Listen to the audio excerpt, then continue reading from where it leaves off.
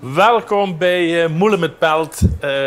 Gesprek met Lu, die gaat de meldenhond. En wij gaan nu zie je Stef Vaassen. Wat leuk dat ik dich nu tegenkom. Dag, wie is het? Frits, wie gaat het? Goed. Ja. Ik zou dich al eens allemaal de ene en ander willen vragen. Zullen we ons even zetten? Geer, Wat wil ze drinken? En een spaarrood. Spaarrood? Ja, een nette cadet. Heb je nog een spaatje roodloes? Moelen met Pelt.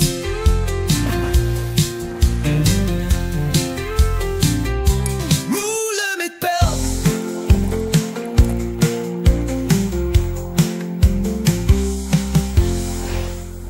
Stef Vaassen. Juwelier in Rusten. Vraagteken. Ondernummer. Echtgenoot. Pap. Opa. Precies, allemaal goed. Maar laten we beginnen bij het begin. Waar stond die weegje? Waar hadden ze over de gen gestangen en gezegd van kijk eens wat een lekker keeltje. In Heerlen, maar waar? In Heerlen. En officieel ik ben geboren in het ziekenhuis. En dat wordt bijzonder, want de meesten komen in de voetvrouwenschool. En mijn oudste zus, die ouder is, wordt in de voetvrouwenschool. En mijn jongere broer ook in het voetvrouwenschool. Maar ik ben op een of andere manier in het ziekenhuis terechtgekomen. Waarschijnlijk omdat ze in de buurt woonden en een beetje vlot moest. Maar ik ben gewoon in het Jozef ziekenhuis in Heerlen geboren in 1949. Hey, op de Putgraaf. Op de Putgraaf, ja. Dat weten al heel veel, u weten dat al meer natuurlijk. Ja. En daar had ze gedronken gezworven door het Heerlijsje, voordat ze op de Bongert is gekomen. We waren eerst, het was natuurlijk Noorderkreeg, 1949. Woningtekort, just wie doe, maar toen wordt het misschien nog wel een beetje nijpender. En als ze dus een huishoud, dan komen ze kijken wieveel kamers. En dan dachten ze, oké, dan hebben ze best alleen en dan hebben ze te veel kamers voor zichzelf. Dus ze kies inwoning. En dat gebeurde met de pap, houden ze een inwoning op de Ruis de Berenbroeklaan. Overigens een prachtige straat. En ik word geboren en mijn broer kwam ook nog naar mij. En toen wordt de mevrouw in het huis natuurlijk een beetje kort. Die zei, ja, Loes, zeg ik nog 2 kinderwagens in de gang staan. Ik kom er bijna zelf niet meer binnen. Dus dan moet dingen. Toen zijn we verhuisd naar de Oude Lindenstraat. Ook op een bovenwoning. Bij de familie Ruben. Dat zal niet misschien zeggen, maar dat wordt. En die zijn nog helemaal vriend gebleven met de familie. Want zelfs een tante heeft er nog gewoond. En toen gingen ze naar de Eimelsstraat, over het spoor. Want daar was bij de familie Frank een volledig huis te huur. En de familie Frank was familie. Maar dat hoorde dus eigenlijk net zoveel te zeggen, heb ik achteraf gehoord. Want je moest gewoon metloten. Ook al was je familie, dat houdt niks, geen voorkeur, maar ze kregen het. En dat hebben ze gewoon tot 1957. Mijn opa stierf in 56. En het was nog geen maand later, zo te vooral in het huis boven de zaak. Ja, want wensen het had over de familie Vosje.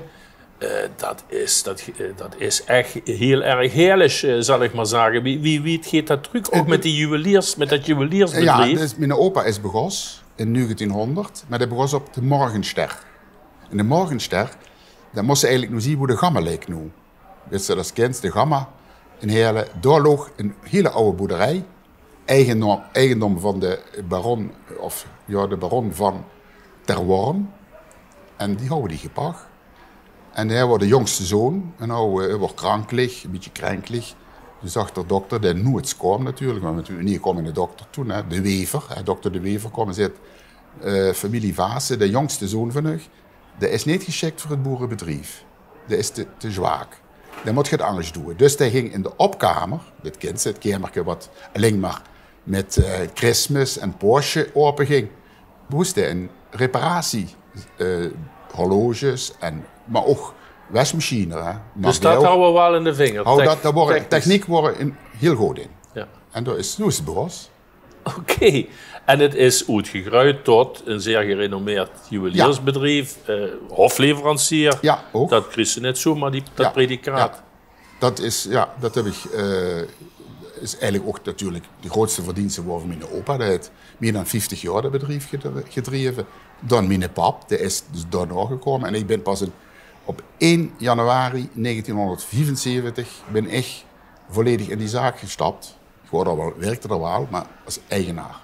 En dat wordt de dag van de vuren, worden de laatste kolen omhoog gehouden. Ja. Precies, Symbolisch. op dat moment begon zich. En de kinger gewoon het doorgaan zetten. En je hebt dus 3 kinderen, 2 jongens en een meisje. En alle 3 doen ze met in de zaak. Liep wel in het Verre Oosten. Het is een dynastie, hè? Nog 4 generaties binnen een dynastie. Ja, Stef, ik ga moeten denken. Vooral natuurlijk de ophef over waar nu in de 60er jaren de meeste bondjassen worden. Ja. Hè? Hele of Rotterdam, wat Hanfros zo over opgericht. Ja. Maar bij u in de branche moet dat hetzelfde zijn weer. De colliers en de dingen worden natuurlijk ook niet aan te slepen. Ja, Heerlen wordt gewoon voor een luxe artikelen, zo moest je eigenlijk zien. En dan moesten dus bondjassen, dus omdat dat nu aanspreekt. Hè. Je hebt dat ganse verhaal met gemak van de top tot ze in de rij stingen om te kopen, totdat ze in de rij stingen om te protesteren. Maar ook porseleinwinkels. Er worden de beste van Nederland nog in Heerlen. De beste porseleinkoesten alleen in Heerlen, koesten in Heerlen gellen. Beter nog dan in Maastricht. Juweliers worden meer in Heerlen dan in Maastricht. Maar dat komt door de koel. Ik heb zelf als kind, ik was geloof ik 7, 8 jaar. Dus, en dan moesten we natuurlijk wachten tot de pap 40 was. En de man werkte allebei in de zaak. En tot een man binnenkwam en die zei, de oude pak van 1300 gulden. En dat wordt toen een godsvermogen, dat kreeg ik. En dan lag dat op de tafel en zei, voor dat geld wil ik een armband hebben hoe de ganse buurt overkalt, voor mijn vrouw. Dus hier is het geld en toen pas de armband. Normaal is het andersom, natuurlijk. Maar dat wist gewoon, ik ga niet slagen. En dat geld wordt dingen. En dat wordt toen echt, ja, dat is nu vele duizenden euro's. Ja, dat wordt heerlijk. Ja. Maar de zaak is ook al van, kijk, we worden met van de rijkste van het land, maar er moet toch ding best doen om enorme concurrentie aan de bak te zien. Ik neem een paar namen, die zullen de jullie nog wel kennen. Vroome Tisse, een van de grootste van Nederland. Juwelier Konsten, ja, enorme zaak. Juwelier Boer, ook een hele grote zaak. En snap je, dat worden de grote zaken om ons heen, hoe vier een deel van worden. En iedereen wordt een beetje ook hetzelfde. Nu is het soms, weet je, heb ze zaken die doen minder spul en midden en hoog. Maar toen wordt iedereen houdt een groot merk horloge, iedereen houdt gouden armbanden, gouden colliers, gouden armband en gouden ringen, alles houden ze. Alleen, ja, de ene wordt aangetrokken bij Vroome en de andere wordt bij Vaassen of bij Konsten aangetrokken. Snap je? Dus dat hebben dus immer goed verstaan in de hele. Het wordt immer een hele goede verstandhouding. In tegenstelling tot Maastricht. Want ik zag immer, in Maastricht zitten ze 's avonds bij je en dan drinken ze elkaar een beker bloed van de concurrent. Zo erg wordt dat door. Het wordt verschrikkelijk. Ja, daar kan ik verhalen van vertellen.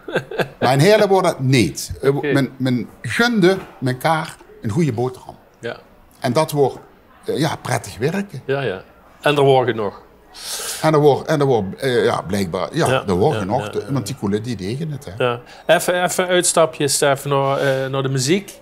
Ja. De giers aan, du bent fan van de Beatles. Ja. Leg uit. Koesnedangers natuurlijk. Hè. Ik ben in 1949, dus voor 15 jaar, toen kwamen die Beatles op.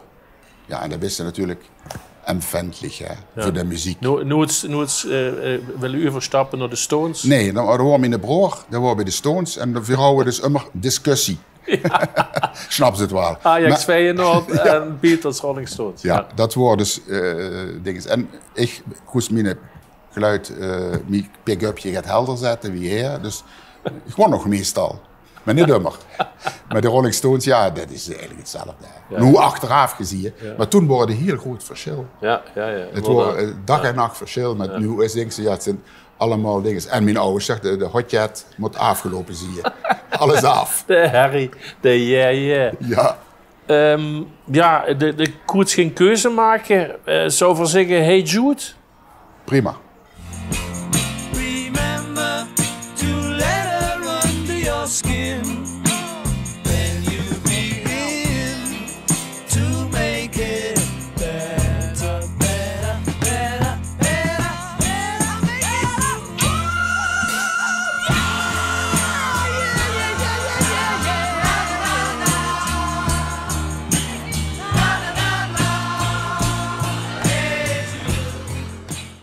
van de Beatles terug naar Heerlen.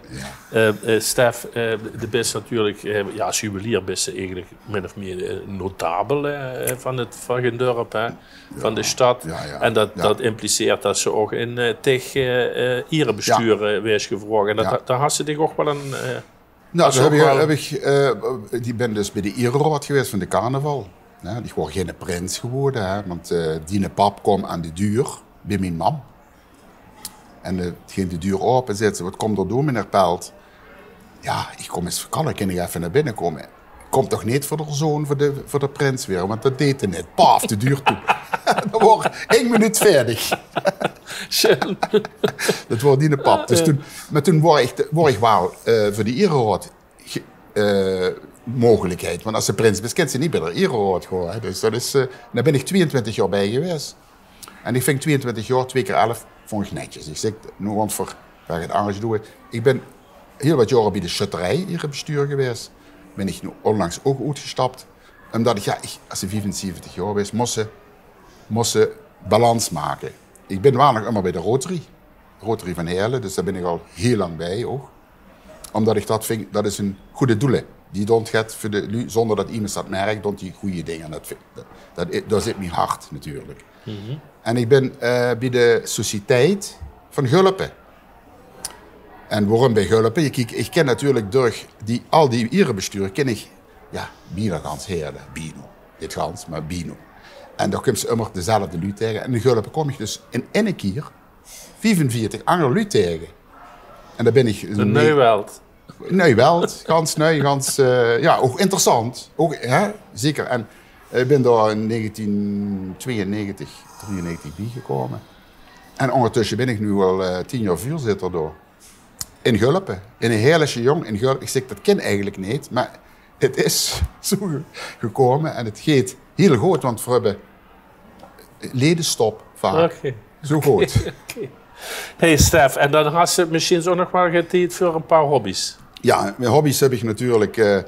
Toen ik zag in 1975 begonnen in die zaak, dan is het na 2, 3 jaar gekeken, ik moet een auto halen. Want ik moest de Emma van de pap, dat ging dus niet meer. Dus zag ik keek rond en ik denk, potverdomme, ik kom nu in een auto.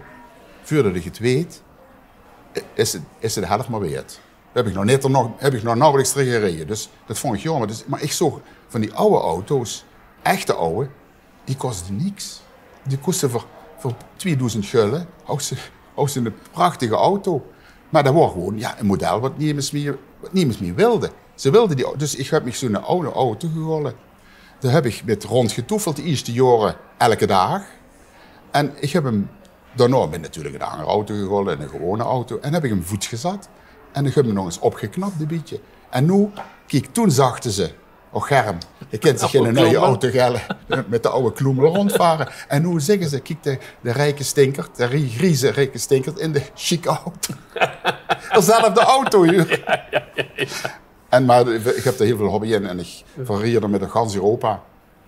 En dat vind ik bijzonder. Ja. Okay. Maar het moet eigenlijk, dan moest kopen maar niet niks kost. Dan moest je dan denken. Dan wordt het buffet, zit dat toch, hè? Dan wordt het buffet en daar is er goed, had goed met geboren. Dat is goed, en met hem meer nu. Ja. Zeg, nogmaals, wanneer ik tegen spreek, dan gaat het echt over oud-Heerlen en zo. Ja. Volgens mij had ze net ook nog in de heemkunde gezet. Ja, daar zit ik nog allemaal bij. Door de heemkunde. Ja. Dus, maar misschien moeten we afsluiten met een van die enorm smakelijke anekdotes die Stoerkens vertellen. En die eigenlijk met dit pand nog te maken hebben. Verzette hij sinds begin 90er jaren is het weerschap. En daarvoor is het jarenlang Valderop geweest. Huishoudelijke artikelen. Valderop, ja. En daarvoor wordt het Knops. Het wordt de familie Knops. Dat waren 2 ongetrouwde dames. Die houden knopen, garen, ritsluitingen. Alles wat de lui maakte alles zelf. En die houden de sinks, maar die houden dus was toen nu bij de tocht, dat wordt een winkel en daarachter wordt een keuken en dan wordt een kamer en zo. Dat leerden die. Ja, dat wordt gewoon normaal, hè, net niet. En toen, maar die houden één probleem, die dames. Die waren met z'n tweeën en ze hadden maar 1 bed samen. En ja, dat wordt natuurlijk dat wordt normaal niet erg. Die gingen in de winkelsting, dan hou het gebidden. En de niet in de winkelsting, dan hou niet het gebidden. Dat ging, hè. Dat merkte eigenlijk niet mis. Maar het wordt alleen op zondag, dan gingen ze naar de familie Frank. Die soorten over het spoor, worden die verwoest. Houden dat nieuw gebouw laten bouwen. Hè. Dus nu net werd dat gans opnieuw ontwikkeld. Hoor. Die ganse, allemaal nu prachtige villa's gebouwd. Ook door. En die gingen dan, omdat ze eerst overburen worden van hun, gingen ze nu naar over het spoor. Maar ja, ze koesten natuurlijk niet samen hoor, want ja, het e-gebed, dat ging niet. Dus wat zachten ze? Doe eens van 2 tot 4 en gewoon echt van 4 tot 6 bezoek. Nou, het moet 4 hoor en die Ing, die was nog hij, die dacht, potverdomme, ik moet niet te veel tijd me laten afsnoepen. Ik loop al een stukje naar de kerk en dan ontmoet de vorst hoor, dus dat moet dus, en dan moet het vlot dat gebed omgewisseld. En dan zag hij mij al, heerlijk, zei ze, bromevla. Ze wist al wat ze kreeg. Dat is heerlijk wie het wordt. Nou, Stef, voor Sleteravond met de Elske. En, het wordt gezellig. Wat had ze nog voor een boodschap voor de lui van Parkstad? Voor Parkstad en voor Heerlen, we moeten stolzer zijn op onze stad. Dat moeten we voor ons aan gaan leren. Want Heerlen is echt de moeite waard om te wonen en om te werken. Een prachtige stad. Ik sleep me gans bij de gaas. Zonté. Angerwerk bij Moelen met Pelt. Ja, dan even je doorvullen, het richtig gaat lopen, houden zo wie ik dat woon. Ja. Maar opeens komen al mijn oude klanten weer terug. Die waren eerst in een ander café, wat daar geopend wordt, dat word je nooit, Jans hip.